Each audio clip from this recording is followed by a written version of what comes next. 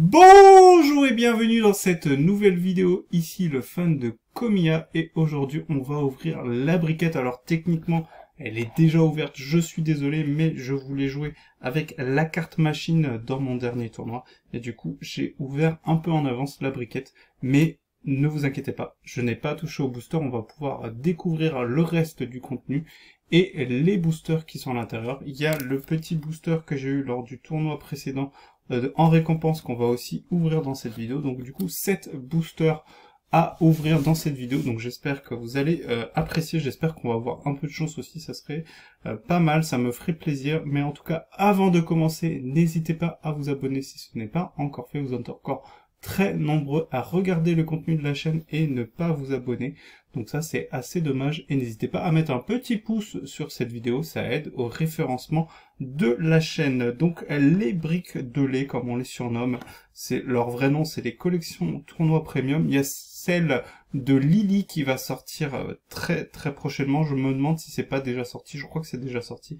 Et dans celle de Lily, on a pas une carte dresseur, du coup on a le Mélofée de Lily en full art. C'est une carte alternative par rapport à celle de la série. Et du coup dans celle-ci il y avait 4 cartes promo, donc celle, la full art, je vous l'ai déjà présentée, et il y avait 3 cartes Cosmo Holo avec un petit stamp ici, différent de celui qu'on a d'habitude avec les cartes play par exemple. Et du coup j'en ai joué 2 parmi les 3 parce que j'ai une carte machine avec le stamp play, et c'est vrai que j'aime bien jouer avec le stamp play. Donc je vous avais pas menti, j'avais déjà ouvert la petite briquette. On a un petit jeton très coloré, très brillant, donc si jamais vous êtes intéressé, n'hésitez pas à me le dire. Moi je ne collectionne pas les jetons, donc si ça vous intéresse, n'hésitez pas à me le dire.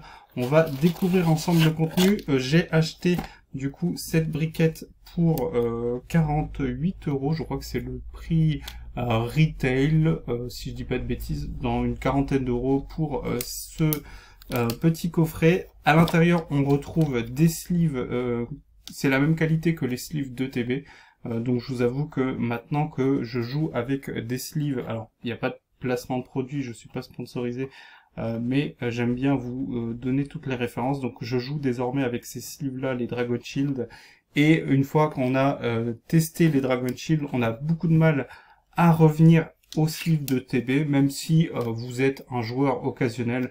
Ne vous inquiétez pas, c'est très bien, ça fait le taf. Mais évidemment, à force, quand on a découvert les sleeves Dragon Shield ou d'autres, hein, je ne suis pas sponsorisé, je le répète, c'est juste que moi, pour l'instant, en l'occurrence, j'ai testé celle-là, et du coup, je peux attester qu'effectivement, elles sont très quali. Mais en tout cas, si jamais vous êtes intéressé aussi, pareil, les sleeves, n'hésitez pas à me le dire. Moi, a priori, je ne vais pas les garder. Donc, une petite boîte de rangement, ça peut servir pour ranger vos cartes de deck, notamment. Normalement, il y a la place d'en mettre bien plus qu'une soixantaine. Vous voyez que les boosters, eh bien, ont pris un peu cher. Alors, peut-être que je ne les aurais pas ouverts s'ils étaient dans un autre état, parce que vous savez que j'ai quand même une collection assez importante de boosters que j'ai obtenu via des coffrets que j'ouvre et ainsi de suite, parce que ça prend de la place. Et c'est vrai que s'ils étaient dans un autre état, peut-être que je les aurais pas ouverts, mais dans cet état-là, très sympa la boîte, mine de rien. Alors ça fait un peu cheap le plastique, c'est un peu bon, c'est niveau qualité c'est pas ouf, mais bon c'est coloré. Si on aime un peu machine et comment il s'appelle déjà, Belly Bolt en anglais, mais du coup c'est Ampibidou, je vais y arriver, pourquoi pas. Et à l'intérieur il y a une petite séparation, donc ça c'est assez sympa. Et là du coup ils ont mis seulement les jetons brûlure et empoisonnement, parce que de toute façon je pense pas qu'on ait la place de mettre autre chose. Ah, il y avait des dés aussi, donc peut-être qu'il y avait les dés aussi à l'intérieur. Je les ai mis dans ma boîte, je vais vous montrer ça, c'est juste à côté. Je les ai mis dans ma boîte où je mets mes dés de marqueurs de dégâts, et j'ai des jetons empoisonnement et brûlure, évidemment j'en ai déjà plein. Donc j'allais pas utiliser ceux qui étaient là, et des dés du coup. Voilà, donc c'est la petite boîte que je prends avec moi pour les tournois, parce que c'est mieux si vous avez vos propres marqueurs de dégâts. Alors, qu'est-ce qu'on a au niveau des séries à l'intérieur de cette petite boîte de machine? On a 2 EV5, donc ça c'est assez plaisant. C'est vraiment cata. J'espère que les cartes à l'intérieur sont pas abîmées. Un EV4, un EV3, un EV2 et un origine perdue qu'on va ouvrir évidemment. Est-ce qu'on commencerait pas par EB11 avec ce petit Gardevoir Shiny. Gardevoir Shiny? Oui, il est shiny. Oui, il est shiny. Allez, c'est parti. Donc, 6 boosters plus la récompense qu'on ouvrira après. Le trick sur EB, c'est 4 cartes. On n'a pas regardé la carte code parce que sinon on se ferait spoiler, on aurait la vérité. Est-ce qu'on a quelque chose ou pas? On va commencer avec une énergie, de Doala, la caisse à outils, Ariana, Hippotrampe qu'on avait vu tout à l'heure, Misdibule. Est-ce qu'on a quelque chose dans ce booster pour commencer, en sachant que sur EB11, j'ai pas eu beaucoup de chance, je crois que j'ai eu qu'une full art, vraiment, alors j'en ai pas ouvert non plus des tonnes, j'en ai ouvert peut-être une petite dizaine, et on commencera avec une carte Rainbow. Alors au niveau des raretés, je connais pas du tout, mais il me semble que c'est quand même une assez bonne rareté. Faudra que je vérifie, mais je crois que ça fait partie des cartes les plus rares sur EB. Moi, en tout cas, les full art comme ça, Rainbow, j'ai beaucoup de mal, mais j'aurais pas de mal à trouver quelqu'un que ça intéresse.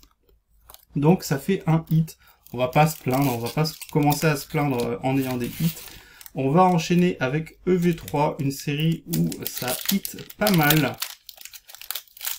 Et ça hit tellement que les cartes ne valent pas grand chose. Même le Dracofeu, je crois qu'on peut le trouver facilement à beaucoup moins de 100 €.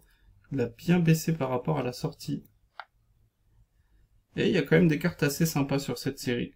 Avec notamment la ligne évolutive de Roucool, qui a été dessinée par Jerky au niveau des AR et des SAR. Il me manque le Roucool, que j'ai toujours pas d'ailleurs. Un petit Noctali. Celui-là, je sais plus, je crois que je l'avais plus, j'avais dû le revendre, je sais plus. Je vais pouvoir l'ajouter, ça fait plaisir. Est-ce qu'on aura du coup quelque chose? On n'a rien ici. Et ça sera une holo, donc rien sur ce premier booster EV. Donc on commence doucement, on va enchaîner avec EV4. On va garder le EV2 pour la fin, parce que c'est une série super agréable à ouvrir. C'est la série où j'ai le plus de SAR, donc évidemment, on va pas bouder notre plaisir si on arrive à avoir une autre SAR sur cette série. On commence avec un mordu d'or, Chacripan. Donc EV4, une série plutôt pas mal, plutôt intéressante, même si pas mal boudée à l'époque. Elle est sortie après EV3, et elle est sortie avant 4.5. Donc elle a vite été oubliée, mais c'est vrai que c'est une série intéressante, et on aura une petite ex avec l'Estambel X qui est utilisable dans certains decks, tout simplement parce qu'on a la possibilité d'aller chercher des Pokémon avec la première attaque, même au premier tour, donc ça c'est assez sympa. Je crois que c'était le deck Zoroark qui le jouait, si je dis pas de bêtises. Mais je crois que c'est un peu tombé en usage, c'est plus trop joué. Mais ça fait un hit, donc du coup on est à 2 hits. Ce booster il s'est ouvert super facilement, trop bizarre. Donc 2 hits, plutôt sympa, avec une carte assez rare sur EB. Bon, évidemment, on aurait préféré avoir, je sais pas moi, au hasard, un Giratina Alt. Hein, on n'aurait pas dit non, évidemment, mais bon, le destin en a dit autrement. Sur EV5, on a de belles AR, même si elles ont du mal à performer, mais on a aussi de très très belles SAR, avec notamment, et ça sera une AR, je crois que je l'ai déjà, c'est le Vivaldin, non je l'ai pas, du coup j'ai le petit duo, sympa, donc j'avais fait tomber Aïdin dans une précédente vidéo, je me souviens plus exactement c'était laquelle, et du coup je fais tomber le Vivaldin, bah c'est sympa ça, donc une AR, c'est un troisième hit, bah, ça tombe bien, bah, c'est plutôt pas mal, et un petit dessous lourdeau, bon j'en ai déjà 4, j'ai plus besoin de celui-là, donc je vais pouvoir le mettre à la vente ou à l'échange, et ben sympa, hein, sympa, le duo Vivaldin-Aïdin qui a pris du temps à fonctionner, alors le Vivaldin est moins cher que le Aïdin, d'ailleurs c'est pas très logique, hein, parce que les deux ont les mêmes probabilités de chance de tomber, donc il devrait pas y avoir de raison qu'il y ait de différence entre les deux. Mais bon, ça, moi après, je sais pas moi qui décide, mais en tout cas, le Vivaldin qui est autour des 20 euros, là où le Haydn est plutôt, il a plutôt passé la barre des 30 euros, rappelez-vous, dans la dernière vidéo, je vous en avais parlé. Alors, c'est pas ce Hurle-Queue qui est très fort, c'est l'autre. Et ça sera une holo avec ce flotte mèche sur force temporelle. Il nous reste 2 boosters. Est-ce que on va encore avoir un hit? N'hésitez pas à dire dans les commentaires sans tricher. N'hésitez pas à dire si vous pensez que sur les 2 derniers boosters on peut avoir quelque chose. Donc il reste le EV2 et le EV10. Et après ça sera fini.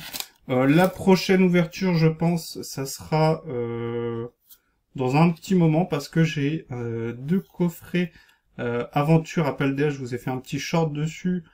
Il y en a un qui est abîmé, je vais l'ouvrir, mais je pense pas que j'ouvrirai les boosters parce que on peut pas non plus se permettre d'ouvrir tout ce qu'on a. Donc j'ai ouvert pas mal et maintenant il faut temporiser. Donc du coup, je ne sais pas quand est-ce qu'on aura une prochaine ouverture. Est-ce qu'on a quelque chose? On aura une X avec le Miascarade X. Je crois que je l'avais déjà eu. Donc du coup, encore un hit. Donc 4 hits en 6 boosters. Bah, c'est plutôt pas mal, hein. Une AR, une Secret de EB11 et 2 X. Donc un très très bon coffret. On est vraiment pas mal. Et un petit booster EV10 pour finir. Donc ça, c'était sûrement un booster sortie de display, récompense de tournoi. EV10, j'en ai pas ouvert beaucoup du tout. Je crois que max, je dois être à 10. Allez, on commence avec un petit What, l'Imagma Yanma, le petit Gricknote, le Spiritomb de Cynthia, le Scarabrut de lutte, on a que des Pokémon partenaires, Astacuda, derrière le poids pouvoir de Cynthia si jamais vous voulez jouer un deck Karchakroc. Je sais que c'est très joué dans le deck Karchakroc. Et ça sera une AR, et c'est Kangourex, c'est sûr et certain. Je reconnais le bas... Ah, peut-être... Non, c'est Coquille-Perle, c'est Coquille-Perle. Donc une AR, ça fait plaisir. Et derrière, pas de double hit avec ce Zamazenta. Bon, je sais pas ce qu'il a, Zamazenta. Peut-être qu'il a vu une illustration de Komiya, et c'est pour ça qu'il a réagi comme ça. Mais ma foi, eh bien, une très bonne ouverture avec 2 AR. Elles sont ici. 2 AR. Une Full Art Rainbow sur EB11. Vous l'avez ici avec Expérience de Nikolai et 2 X. Une sur EV2 et une sur EV4. C'était EV4, hein. C'était EV4, c'est ça, effectivement. Et du coup, bah, une très bonne ouverture. Donc les petites briquettes de lait, si vous voulez ouvrir les boosters, c'est un plutôt bon achat si vous avez de l'intérêt au niveau des cartes et des items qui sont à l'intérieur. Sinon, c'est un item, évidemment, à, entre guillemets, pas fuir, mais bon, il faut réfléchir parce qu'une quarantaine d'euros pour 6 boosters, ça reste assez cher. Mais en tout cas, pour une ouverture assez sympathique, eh ben, je veux pas me plaindre. Alors, ça veut pas dire que dans votre briquette, il y a les mêmes taux de drop. Faites attention, mais en tout cas, moi, j'ai eu pas mal de chance, donc je vais pas me plaindre. Et du coup, ça sera tout pour moi pour cette vidéo. On se dit à bientôt pour de nouvelles vidéos. On a encore beaucoup de choses à découvrir ensemble. On se dit à bientôt. Ciao.